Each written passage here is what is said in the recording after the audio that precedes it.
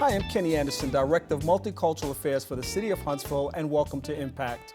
Each week we bring you information about exciting things that are happening in our community, and today will be no different. You know, the Conference for Community Compassion is an event that takes place every year that's sponsored by the Cornerstone Initiative. We're going to be talking with a couple of individuals today about the upcoming conference. Tim Howard is Board President for the Cornerstone Initiative. Welcome to the broadcast. Thank you. And Lindsay Pollard is with the Huntsville Housing Authority. And it has been growing and evolving and doing all kinds of wonderful things in terms of our community.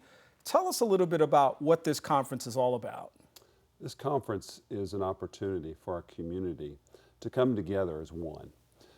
Collaboration, that's the name of the game. And the name of our conference this year is Better Together. So we have all kinds of races in this community. We have all kinds of ethnicities in this community. We have all kinds of different dialects in this community. How can we come together to make this town a better place? And you also have all kinds of religions. You still have challenges between genders. You have people with disabilities.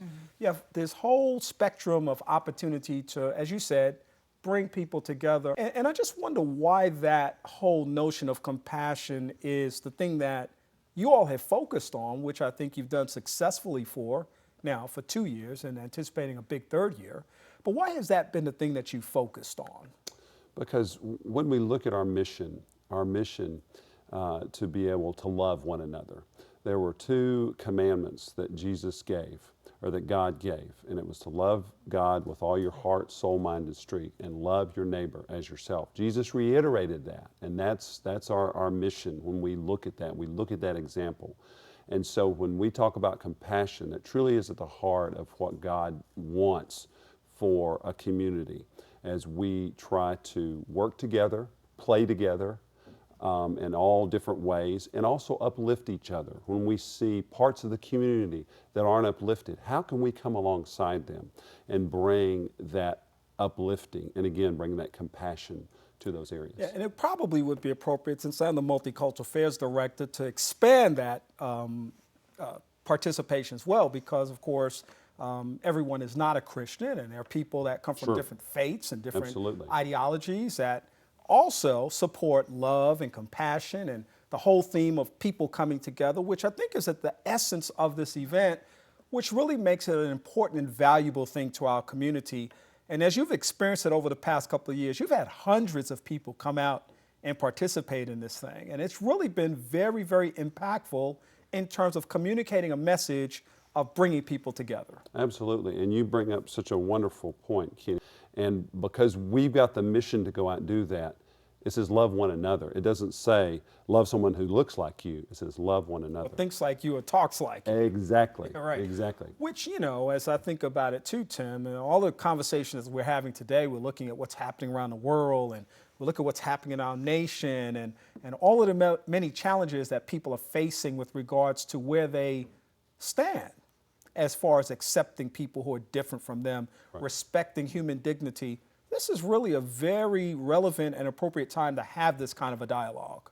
I completely agree. And that is, again, with the mission of compassion and trying to bring that forward. How can we as a community not just hear the words, but word and deed? Where does it hit the road? Where do we really show that it does cross all those lines that you mentioned? And in your office yourself, what you do every day crosses all that as well. And Lindsay, when I think about the whole notion of the Huntsville Housing Authority meeting the needs of people from low-income communities with low socioeconomic status, who for one reason or another are in a situation that is perhaps limiting them in terms of their abilities to achieve the American dream in many cases, and perhaps get access to certain kinds of services, and in many cases also to be seen as full citizens and appreciated as full citizens in society.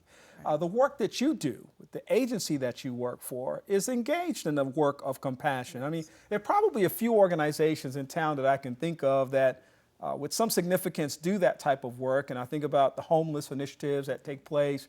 I think about the United Way and its 29 agencies. But I think about the Huntsville Housing Authority, and I can't think of many more agencies that focus every day on a compassionate response to its citizens What are your thoughts on that? You know, our agency is unique in that it's not one of those housing authorities that just collect rent. We have several different programs in which we're helping people towards self-sufficiency and helping them get into housing, permanent housing in the private sector that's their own. We have them with intense case management. We have services where we help them find employment. We do training, all those different types of things. So when we've collaborated with Cornerstone Initiative for the C4 conference, we get to get that message out there on a broader, spectrum. And so when we went last year for the Good Work Conference, there was over 300 people there. And I had the honor of being on the panel and was able to speak to all of the different people about what we do as an agency.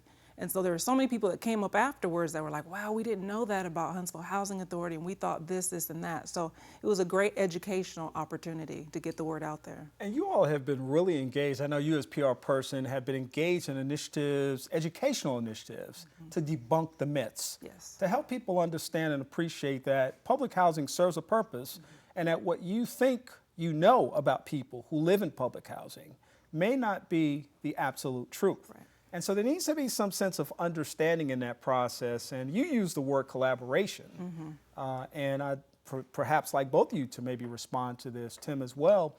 The whole notion of collaborating with a cornerstone. A lot of the work that you do happens in the community in which Cornerstone does its work. Absolutely. And identified as its mission, location. Right. How important is that to you as a public housing agency representative to have a nonprofit like Cornerstone being engaged in the lives of people every day? It's essential because we're a quasi-federal and state government agency, and so we can't necessarily preach the name of Jesus or do ministry like that, or promote a religion. Or promote a religion. And so it's really great to have Cornerstone, which is a faith-based nonprofit organization in the community that we can collaborate with.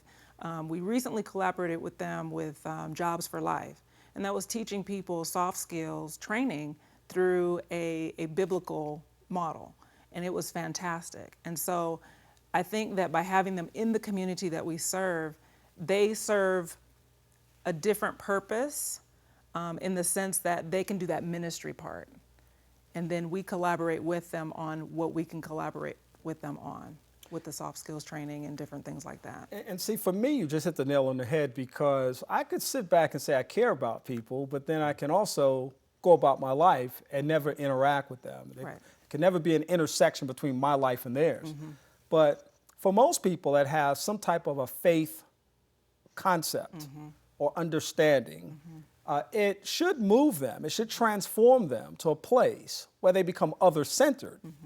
And that's really what I think we're talking about here. We're talking about, developing in our own personal experiences in such a way that we begin reaching out to address real needs that people have in communities.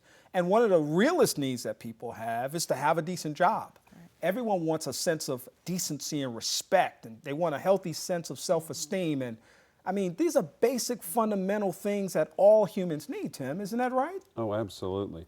When we look at what we've done for those who have, whether it be physical needs or whatever the needs may be, material needs, et cetera, we've always done rescue. I will come bring you a meal. I will bring you a Thanksgiving turkey or whatever. And when we look at what does that do, does that really uplift the people we're trying to come alongside? And then you look at the next step, and it's rehab. Maybe we need to do more toward rehabilitating the neighborhoods, those kind of things that aren't where they could be. But beyond that, we restore. And so when we come alongside a neighborhood, as the Cornerstone Initiative has done in the 35805, which is the fourth poorest zip code in the state of Alabama, when we come alongside that, our goal is to listen. These folks that live in this neighborhood are no different than me or you. They've just, for whatever reason, there's been generational poverty. And so for us to come alongside and to listen about what has happened in their neighborhood And then what can we do? And again, the collaboration, that is so key, is what can we do to come alongside and to bring back that neighborhood? And Jobs for Life has been a great example of that. Yeah, Lindsay, I wonder with the amount of pushback that you've often experienced, with the type of skepticism that you have perhaps experienced, Tim, and the work that you do, with people maybe openly at times questioning how can you really help a person who either can't or, as some people would say, won't help themselves. How do you wake up every day pushing through that and responding to those things and remaining optimistic about what's on the other side of the challenges? How do you do it? That's a really good question. I think as a professional social worker, it's my calling, it's my ministry, and I love people. And so when I get up every morning, I get excited about getting up every morning to go and minister to people in the sense that I can help them find employment, or I can help link them to a Cornerstone Initiative, or I can help link them to other resources in the community where that light bulb goes on where I didn't know that that existed, or I didn't know that I could do that. So that's the high for me, is to be able to see that light bulb come on for people and then see the energy that accompanies it to say, you know what, I can go do this. Or to talk with somebody, you know, and I'm gonna go back to what you were saying about generational poverty. A lot of the people that we interact with, they're transitional. There's a fewer amount of people that are actually generational, but it's mostly transitional. So people are coming from domestic violence, they're coming from divorce situations, they're moving into this state for the first time, and they have no resources, they have nowhere to go, no family. So I just love doing what I do. I don't know that I have another explanation for that. I love doing what I do. I love interacting with people and helping them, as corny as it may sound, find the American dream. Because nobody wakes up and says, I want to be poor today. I want to live in public housing. Nobody says that. I haven't come across one person that's been their aim and goal in life. You know, wholeheartedly agree with what you say, and always look for opportunities to affirm the sentiment that you just gave. There's so much misunderstanding about people who come from public housing. And I can say that because I grew up in public housing on the Lower East Side of New York City. 16-story apartment house on the second floor. Mom and dad were poor. That was the reality of our experience. And it was public housing for the first 21 years of my life. And it was exactly not what so many people experience, because I think I've done all right. And I think it's possible for anyone to do all right, and it's certainly important for us to believe that people can do better and to come alongside them. So if people want more information about Cornerstone, how would they get that information? They could go on our website, and they could do a Google search of Cornerstone Initiative, and they'd be able to find out all the information. We are located right across from the Sparkman Housing, and they could come in there anytime during office hours, and our executive director, Patty Lowe, would be happy to speak with them and answer any questions. And knowing Patty, she'll probably have milk and cookies for them when they come. Absolutely. So, stop by any time. It would be healthy cookies. But of course, I mean, that's the only kind, right? That's right. Absolutely. Tim Howard, Lindsay Pollard, thank you for being with us today. We're going to come back and do a second segment so that we can talk a little bit more about C4 Conference and make sure that people can know all about how to register and be a part of a very important event. Thank you. Thank you. All right. We hope that you've enjoyed the information that we shared today, and we'll be back again on this broadcast to tell you a little bit more about the C4 Conference that we want you to be a part of. We hope that you enjoyed the information that we shared today, and we hope that you'll tune in for our next edition of the Impact broadcast.